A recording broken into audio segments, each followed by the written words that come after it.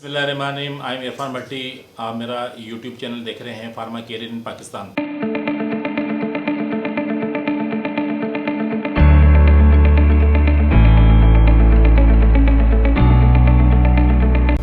Candidates मेरी इससे जो पिछली वाली वीडियो थी उसमें आपको मैंने क्वालिटेटिव और क्वांटिटेटिव की जो मायने होती हैं, जो मीनिंग्स होती हैं, वो मैंने आपको समझाई थी। जब आप अपना काम करने जाएं तो आपका काम जो है वो क्वालिटी वाला भी हो और उसके साथ साथ आपको जो ऑब्जेक्टिव लें यानी कि क्वांटिटेटिव वो भी आप आसानी से अचीव कर सकें। और ये मेरी जो वीडियो है आज की, ये उन कैंडिडेट्स के लिए भी है जो ऑलरेडी फील्ड में एंटर हो चुके हैं और उन्होंने अपना काम शुरू कर दिया है। इसके अंदर मैं आप लोगों को बताऊंगा कि जब वो अपना काम स्टार्ट करते हैं, जो अपनी डॉक्टर की कॉल करने के लिए जाते हैं, तो उस डॉक्टर को कॉल करने से पहले उनको क्या क्या चीज़ें करनी चाहिए, तो इस वीडियो के अंदर आपको तमाम चीज़ें मैं समझाऊंगा। तो उसके लिए आप लोगों से गुजारिश करूंगा और रिक्वेस्ट भी करूंगा कि आप मेरी इस वीडियो को शुरू से लेकर आखिर तक देखें, ताकि आपके अंदर जो भी क्वेरीज हों या जो भी आपके अंदर सवाल हों वो आपके क्लियर हो जाए। जैसा कि आपने एक डॉक्टर को विज़िट करने के लिए गए और विज़िट करने से पहले आपने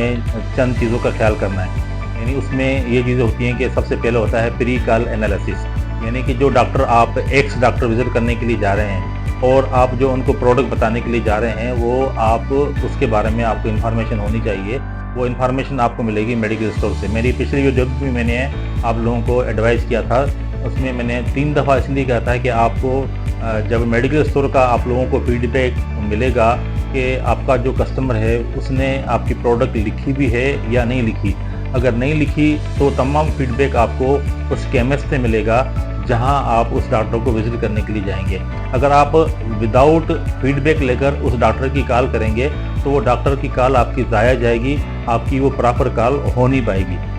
अच्छा कैंडिडेट्स, उसके लिए सबसे पहले आपने ये देखना है कि जो भी प्रोडक्ट आप डॉक्टर को बताने जा रहे हैं उस प्रोडक्ट की आपकी जो बराबर में मेडिकल स्टोर है तो वहाँ पर वो प्रोडक्ट अवेलेबल है या नहीं। अगर प्रोडक्ट अवेलेबल है तो आपने उस डॉक्टर को उस प्रोडक्ट के बारे में बताना है। अगर वो प्रोडक्ट अवेलेबल नहीं है तो आपने वो प्रोडक्ट डिस्कस नहीं करनी। यानी कि उसमें यह है कि अगर आप नई प्रोडक्ट यानी कि उनको बताना जा रहे हैं, अगर ऑलरेडी कोई प्रोडक्ट डॉक्टर साहब लिख रहे हैं और वो प्रोडक्ट मेडिकल स्टोर में अवेलेबल है तो आपने मेडिकल स्टोर से फीडबैक लेना है कि वो डॉक्टर साहब प्रोडक्ट आपकी कितनी क्वांटिटी में लिख रहे हैं। उसी के साथ साथ आपके जो कॉम्पिटिटर हैं उसकी भी आपने इन्फॉर्मेशन लेनी है कि जो दूसरी कंपनी की प्रोडक्ट हैं वो कितनी वहाँ पे डॉक्टर साहब की प्रिस्क्रिप्शन आ रही हैं और वो आपकी वर्किंग भी हो रही है और दूसरी कंपनी के लोग भी काम कर रहे हैं, तो आपकी प्रोडक्ट और दूसरी प्रोडक्ट में कितना कंपैरिजन है और ये प्रोडक्ट कम क्यों लिखी जा रही है। ये तमाम फीडबैक लेने के बाद आप अपनी डॉक्टर की कॉल स्टार्ट करेंगे। कैंडिडेट्स, जिस तरह से आपको मेडिकल स्टोर से फीडबैक मिल गया कि आपका डॉक्टर आपकी प्रोडक्ट लिख रहा है या नहीं लिख रहा,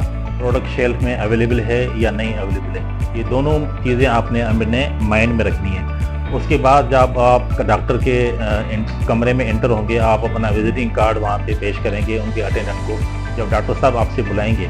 तो जो फीडबैक आपको मेडिकल स्टोर से मिला होगा, आप उस फीडबैक को दिमाग में रखते हुए आप अपनी कॉल स्टार्ट करेंगे। सपोज करें कि आपकी एक प्रोडक्ट है जो कि अवेलेबल हुई है रिसेंटली।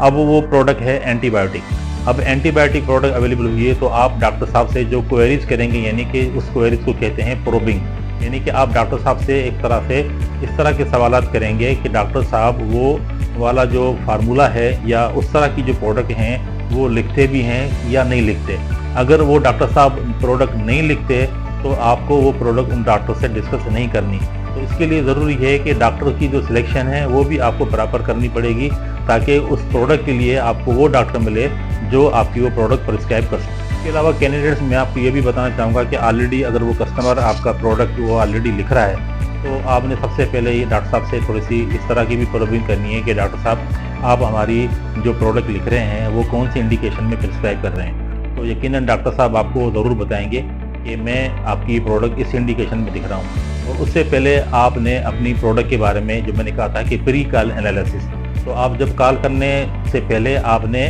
अपने प्रोडक्ट के बारे में जो उनकी इंडिकेशन है उनको आपको पता होना चाहिए कि मेरी ये प्रोडक्ट कौन कौन सी इंडिकेशन में प्रिस्क्राइब की जा सकती है। अब आपकी एक प्रोडक्ट अगर डॉक्टर साहब एक इंडिकेशन में लिख रहे हैं और उस एक इंडिकेशन में आपके एक मेडिकल स्टोर से 10 पैक पूरे महीने में निकल रहे हैं, तो इसका मकसद है कि उसके बाद 4-5 इंडिकेशन और भी हैं। तो आपने जैसा कि डॉक्टर साहब से आपने विजिट किया और आपने डॉक्टर साहब से प्रोब किया और डॉक्टर साहब से आपने पूछा कि डॉक्टर साहब आप हमारी ये प्रोडक्ट कौन सी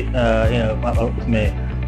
जो पेशेंट आ रहे हैं आप कौन से पेशेंट को प्रिस्क्राइब कर रहे हैं, तो डॉक्टर साहब ने आपको कहा कि मैं ये प्रोडक्ट आपकी अपर रेस्पिरेटरी इन्फेक्शन में लिख रहा हूँ। तो आपने फ़ौरन अपने दिमाग में वो बात डालनी है कि अगर ये डॉक्टर साहब अपर रेस्पिरेटरी ट्रैक्ट इन्फेक्शन में मेरी एंटीबायोटिक लिख रहे हैं तो ये मेरी प्रोडक्ट जो है ना ये लोअर रेस्पिरेटरी ट्रैक्ट इन्फेक्शन में भी लिखी जा सकती है। इसका मकसद क्या हुआ कि अगर आपके 10 फेक अगर आपके डॉक्टर साहब के एक यानी कि इंडिकेशन में यूज़ हो रहे हैं तो आपने फिर लोअर रेस्पिरेटरी ट्रैक्ट इन्फेक्शन को उसको डॉक्टर साहब को डिस्कस करना है और आपने बताना है कि डॉक्टर साहब इस प्रोडक्ट के लोअर रेस्पिरेटरी ट्रैक्ट इन्फेक्शन में भी अच्छे रिजल्ट हैं। उसके बारे में जो लिटरेचर में तमाम चीज़ें अवेलेबल होंगी जिसके अंदर आप उसमें उनको समझाएंगे, उनका डोज आप उनको बताएंगे और उसी तरह आप उसको कंपेरिजन भी बताएंगे दूसरी कंपनी के साथ साथ, ताकि डॉक्टर साहब को तमाम इन्फॉर्मेशन मिल जाए और आपकी एक और इंडिकेशन में आपकी प्रिस्क्रिप्शन ऐड हो जाए। मैं अगेन आप लोगों से उन तमाम कैंडिडेट से गुजारिश करूंगा कि जो मेरा यूट्यूब चैनल ये देख रहे हैं और जिन्होंने अभी तक सब्सक्राइब नहीं किया तो आप काइंडली मेरी इस वीडियो को आगे शेयर भी करें, लाइक भी करें और सब्सक्राइब भी करें, क्योंकि ये मैं चैनल इसी मकसद के लिए बना रहा हूँ कि इसमें जो नए कैंडिडेट और ऑलरेडी जो काम करें उन सबकी हेल्प हो ताकि उनका काम करना फील्ड में आसान हो जाए। तो मेरा जो इसका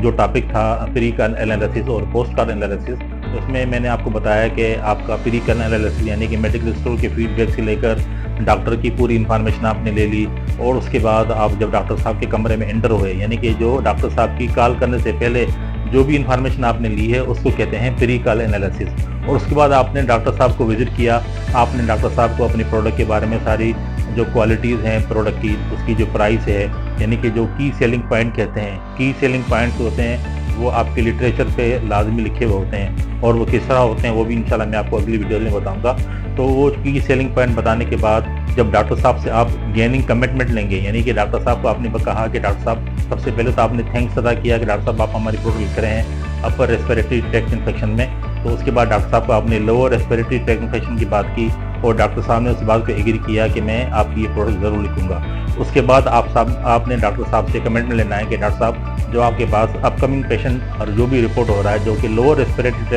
ट्रैक्ट इन्फेक्शन में आ रहा है तो आप उस प्रोडक्ट उसके हवाले से मुझे कम से कम 1 या 2 प्रिस्क्रिप्शन आप डेली लाजमी दें। उसके बाद आप अपनी कॉल को क्लोज करें और डॉक्टर साहब को खुदाफिज करके आप क्लिनिक से बाहर आ जाएँ। कैंडिडेट से मुझे उम्मीद है कि आज की इस वीडियो के अंदर मैंने जो आपको थोड़ी सी इन्फॉर्मेशन ली है तो जो आप लोगों को दी है तो यकीनन आप लोगों को तो समझ आई होगी। तो अगर कोई चीज़ समझ में नहीं आए तो आप मेरी वीडियो को थोड़ा बार बार देखें ताकि जो भी सवालात आपके जहन में आए वो आप लोगों के सवालात क्लियर हो जाएं। तो जब आपने प्री कॉल एनालिसिस कर लिया, डॉक्टर साहब की कॉल भी कर लिया, आप वापस भी आ गए, तो उसके बाद आप अपने आप को खुद एनालाइज करें कि आज की मेरी जो कॉल थी ये सक्सेसफुल रही या नहीं रही। वो आप यानी कि वो